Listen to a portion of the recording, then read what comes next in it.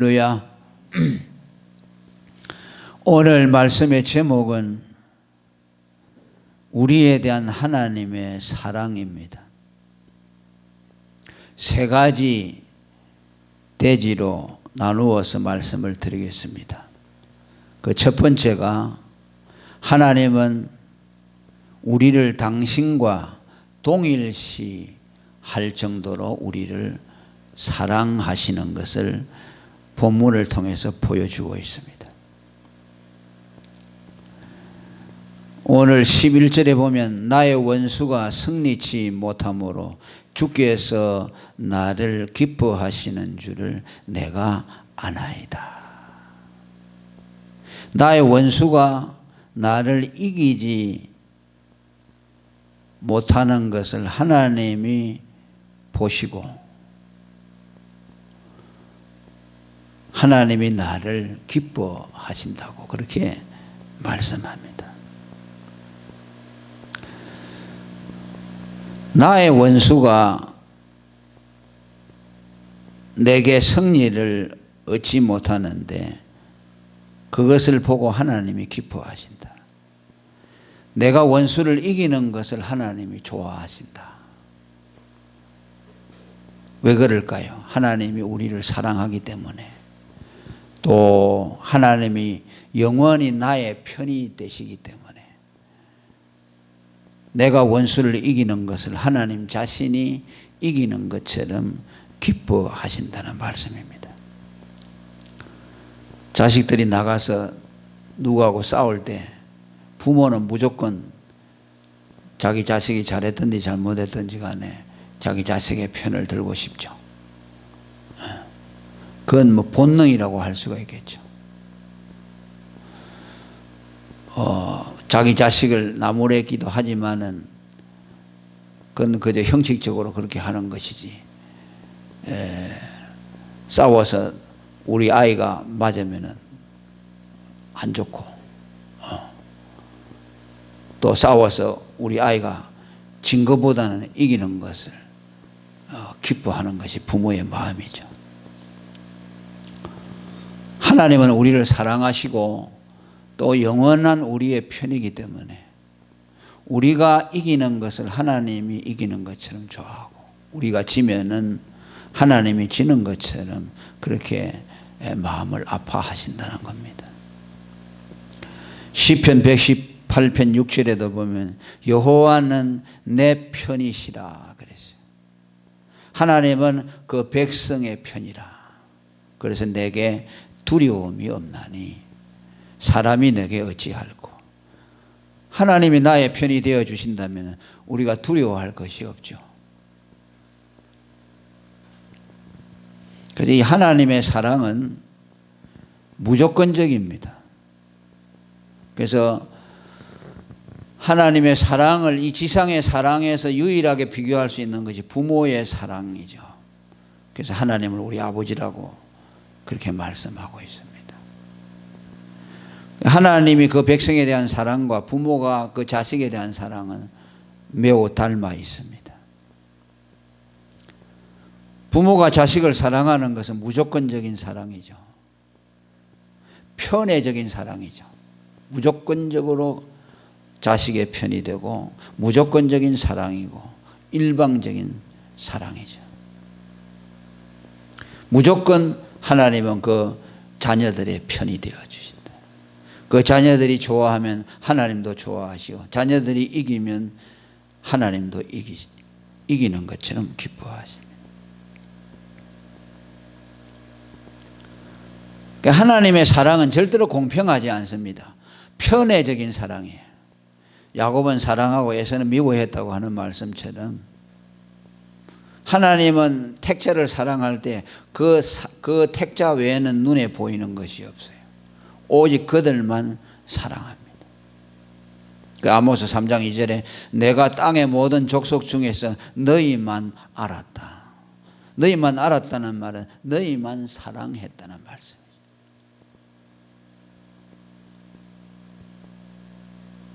그러니까 하나님의 사랑은 우리와 자신을 동일시하는 거죠. 우리의 기쁨이 하나님의 기쁨이고 우리의 슬픔이 하나님의 슬픔이고. 그래서 예수님을 우리 위해서 목숨을 내어주시고 하나님이 자기의 목숨을 내어준 것은 하나님의 목숨과 우리의 목숨을 바꾼 거죠. 동일시한 거죠. 우리가 죽어야 될 자리에 하나님이 사람의 몸을 입고 와서 대신 죽어주심으로 우리를 구원해 주었죠. 그 인자가 온 것은 섬김을 받으려 한 것이 아니요 섬기려 함이고 많은 사람의 대속물로 자기 목숨을 주기 위함이라고 마태복음 20장 28절에 그렇게 말씀을 했습니다. 그래서 우리는 하나님의 사랑하면 하나님과 우리 자신을 동일시할 만큼 우리를 사랑하신다. 그래서 우리 역시 하나님을 사랑할 때 하나님과 우리 자신을 동일시하는 그런 사랑을 해야 된다. 지난 시간에도 말씀을 드렸죠. 수요일 밤 예배도 말씀을 드렸습니다. 하나님이 우리의 원수를 갚아주시고 또 다른 한편 우리가 하나님의 원수를 갚아주는 문제에 대해서 말씀을 드렸습니다. 왜 그렇습니까? 우리가 하나님의 원수를 갚아주는 것은 하나님의 원수가 곧 나의 원수이기 때문에 하나님의 답답함을 풀어드리고 싶고 하나님의 원한을 풀어드리고 싶고 하나님이 모욕을 받을 때 그 모욕을 당하지 않도록 내가 무언가를 하고 싶은 마음이 생겨나. 세상 사람들이 하나님을 저주하고 반대하고 욕할 때 우리는 마음이 아프죠. 그런데 우리가 그 원수를 어떻게 갚아준다고 했습니까? 우리가 하나님과 우리를 동일시해서 하나님이 모독을 받을 때에 우리가 하나님의 원수를 갚아주는 것은 무력으로 할 수 있는 것이 아니죠. 우리의 싸움은 혈과 육에 속한 싸움이 아니기 때문에 그것은 곧 복음을 가지고 사람들에게 증거하는 것을 통해서 하나님의 원수를 갚아주는 것이라고 말씀했습니다. 왜? 복음을 받아들이면은 그 하나님을 대적하는 자들이 복음에 굴복하게 되어 있죠. 그 복음을 받아들이게 되면 거기서 거듭나게 되고 하나님을 대적하고 미워하던 자들이 하나님을 사랑하고 그분을 섬기는 사람으로 바꾸어 놓기 때문에 그것이 그들에게 우리가 하나님의 원수를 갚는 최선의 방법이라고 그렇게 말씀을 드렸습니다.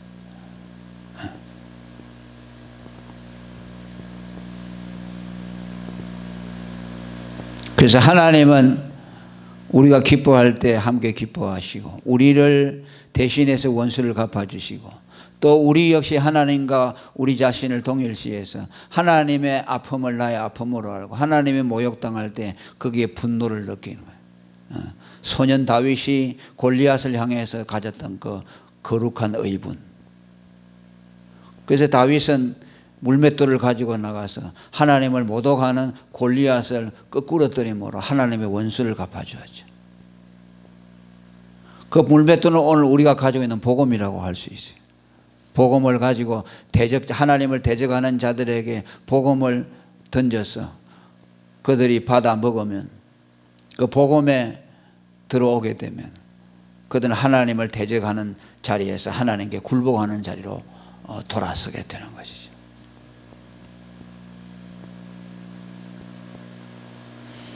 또 하나님은 나를 완전케 하시는 사랑을 하십니다.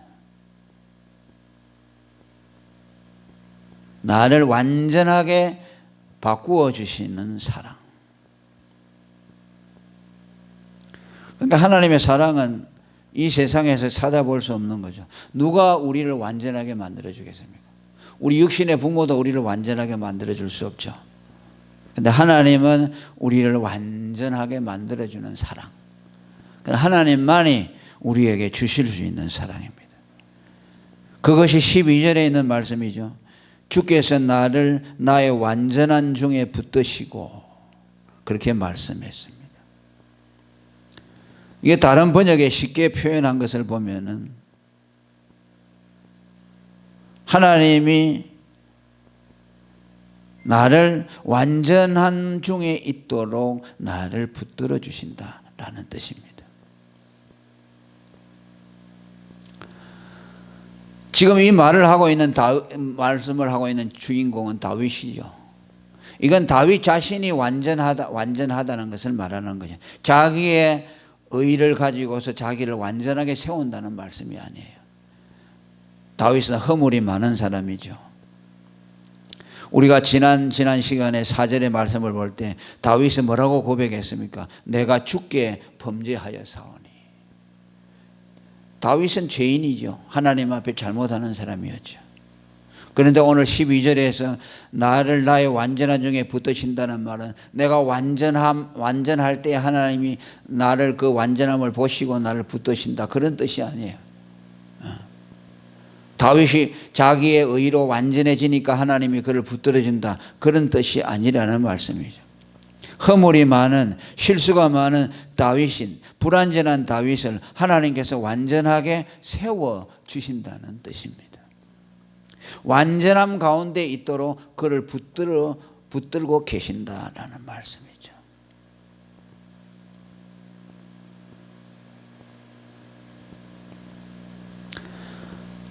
우리의 완전함은 우리 자신의 의에 있지 않고 하나님의 붙드심에 있다. 우리 스스로 완전해질 수 없다는 것을 말씀합니다. 찬송가 가사에다 보면 나 혼자 못 쓰네라는 가사가 있죠. 하나님이 우리를 완전하게 붙들어 세워 놓을 때만 우리는 완전하고, 그 하나님의 손을 우리에게서 놓는 순간 우리는 불완전함 속에 빠뜨려지고 맙니다. 이 말은 또 이렇게 오해할 수가 있습니다. 하나님이 나를 붙들어서 나의 인간적인 완전함을 계속 유지하도록 하신다라는 뜻도 아니에요. 하나님은 그렇게 우리를 완전하게 하지 않습니다. 나는 내 홀로 내가 스스로 완전할 수 없으니까 하나님이 나를 붙들어서 완전하게 이렇게 해주는구나. 내가 완전할 수 있도록 하나님이 계속 손으로서 붙들고 있구나, 그런 뜻이 아니에요. 이것은 나의 완전함과 전혀 상관이 없습니다. 나의 의와 상관이 없습니다. 하나님으로 말미암아 주어지는 완전함, 하나님께 의존된, 하나님으로부터 나오는 완전함, 그것을 뜻하고 있습니다. 다윗이 범죄했지만 회개하고 그리스도께 나아가서 그리스도의 구속을 믿음으로 하나님이 그를 의롭다 해주심으로 되는 완전함, 곧 칭의적인 완전함이라고 할 수가 있어요. 그리스도의 구속을 믿을 때 하나님이 그 믿음을 보시고 의롭다 해주시는 완전함.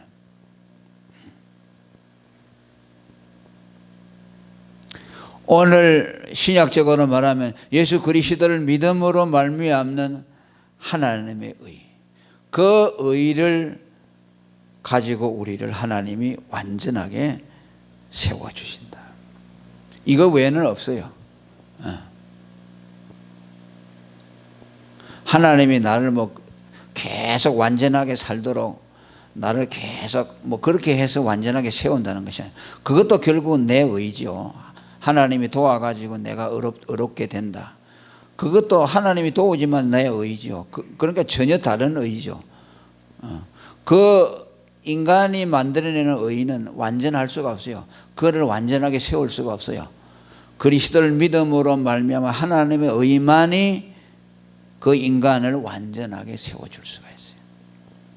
그래서 하나님은 그리스도를 통해서 우리에게 그 의를 끊임없이 공급해 주시는 거죠. 우리가 그리스도를 믿을 때 하나님의 의가 끊임없이 우리 안에서 역사하심으로 우리로 하여금 하나님 앞에 완전한 자로 서도록 만들어 주십니다.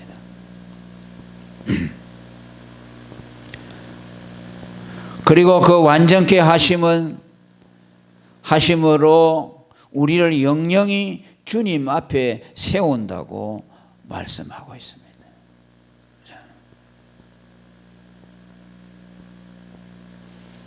예수 그리스도를 믿음으로 하나님의 완전한 의로 세움을 받은 우리들로 하여금 영원히 하나님 앞에 우리를 세워 주신다는 말씀입니다. 우리가 하나님 앞에 영원히 세워질 수 있는 그 완전함은 그리스도를 믿음으로 말미암은 하나님의 의, 그 의의 완전함을 가질 때 하나님 앞에서 우리가 설 수 있다는 말씀이죠. 그 말은 뭡니까? 하나님의 심판을 이긴다는 말씀이죠. 하나님의 심판에 우리가 날아가지 아니하고 그리스도를 믿음으로 말미암는 그 의의 완전함을 가질 때 하나님 앞에서 영원히 세움을 받고 그 앞에서 쫓겨나지 않는다는 것을 말씀합니다. 우리가 그리스도로 말미암아 하나님의 그 의로 된 완전함을 갖지 않는 자는 절대로 하나님 앞에 설 수가 없어요. 하나님은 너무나 거룩하시고 어려우신 분이기 때문에 조그마한 불순물이라도 있으면 하나님 앞에 설 수가 없어요. 그 하나님의 진노 앞에 다 날아가 버려요. 악인은 바람에 나는 겨와 같도다 그랬죠. 왜? 악인이 심판을 견디지 못한다. 우리에게 조그마한 흠이라도 있다면 하나님의 심판을 견디지 못해요. 바람의 기처럼 그 심판에 날아가 버리고 만다.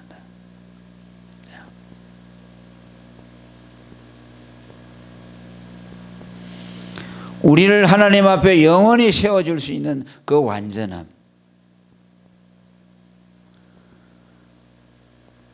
결국은 우리가 완전하게 되는 것은 하나님 앞에 설 수 있기 위한 것이죠. 다윗이 범죄한 이후에 시편 51편 11절에 보면 나를 주 앞에서 쫓아내지 마시며라고 말합니다.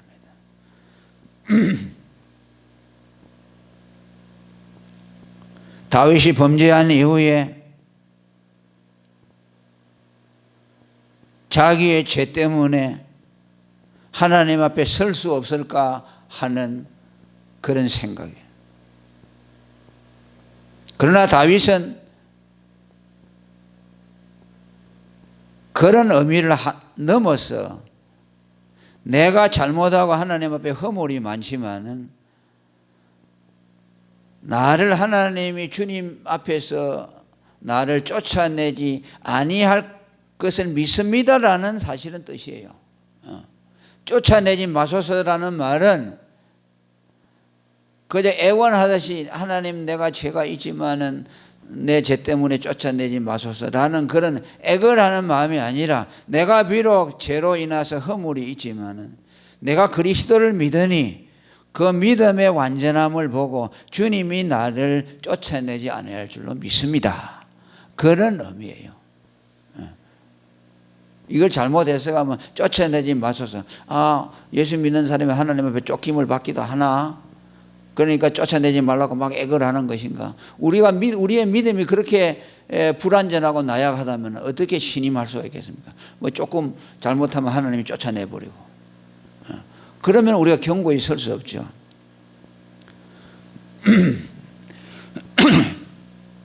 이것은 자기의 의로서가 아니라 그리스도의 구속을 믿음으로 말미암는 하나님의 의에 근거해서 하나님께서 나를 당신 앞에서 쫓아내지 아니할 것을 믿습니다 라는 뜻입니다. 우리도 이런 믿음을 가져야 합니다.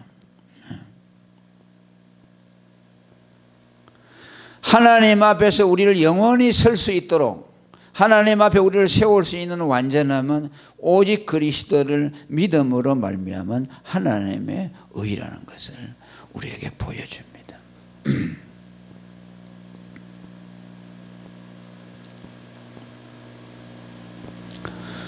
그래서 우리가 예수 믿고 이제 하나님 앞에 가면 뭐 하겠습니까? 하나님 앞에서 하나님을 계속 섬기는 일을 하겠죠. 하나님을 사랑하고 예배하고 고백하고. 그게 얼마나 복된 자래요. 죄인들은 그 앞에 설 수 없는데 하나님 앞에 영원히 서서 그분을 섬기게 될 것이죠.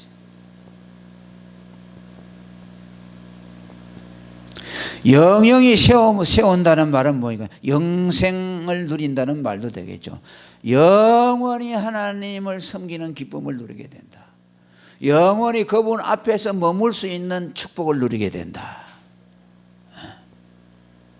그 시편에 그의 뜰 안에 머무는 자의 복, 그로 그에게 가까이 오게 함을 받은 자는 복이 있도다. 우리는 그 복을 받는 거죠. 하나님 가까이서 하나님을 섬기고 예배하고 사랑하는 그 복을 우리는 영원히 누리게 될 것입니다.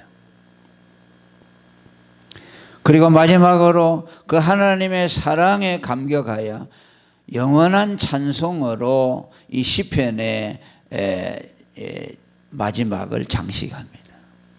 13절 읽어봅니다. 시작. 여호와 이스라엘의 하나님을 영원부터 영원까지 찬송할지로다. 아멘, 아멘. 아멘이 두 번이나 됐죠. 아주 감격해서 반복적으로 고백합니다.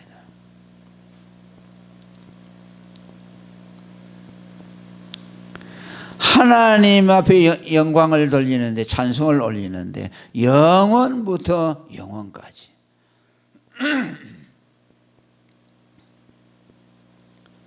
그러니까 하나님에게는 일시적인 것이 없지요. 영원한 것밖에 없어요.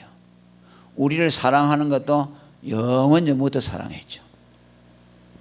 우리를 구원하시는 것도 영원한 구원을 주시고, 또 우리에게 생명을 주실 때도 영원한 생명을 주시는 거죠. 그러니까 하나님께는 전부 영원한 것밖에 없어요.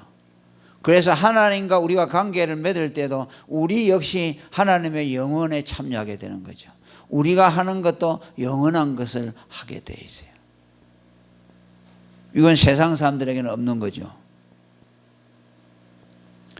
영원한 하나님의 의를 입어서 하나님 앞에 영원히 세움을 입어서 그 사랑의 감사와 감격으로 영원부터 영원까지 하나님을 찬송하는 이 일이 구원받은 성도들이 할 일입니다.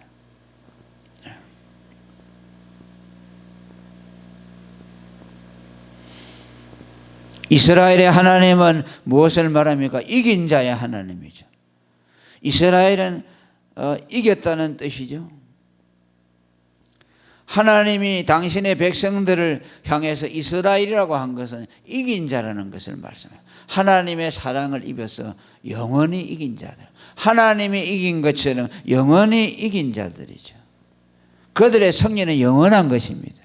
그들의 구원은 영원한 것입니다. 그들은 영원히 사망에서 생명으로 옮겼습니다.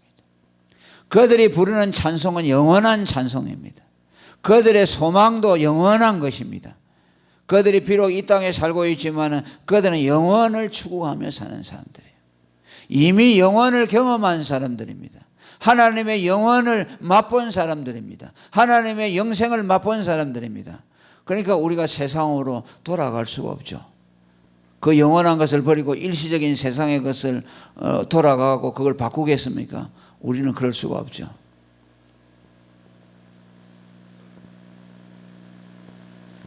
영원히 이기게 하신 하나님, 영원한 의로 영원한 승리를 우리에게 안겨주신 그 하나님, 우리로 하여금 영원히 그분 앞에 설 수 있도록 우리를 완전하게 해주신 하나님, 우리가 할 일은 영원히 하나님을 찬송하는 일입니다.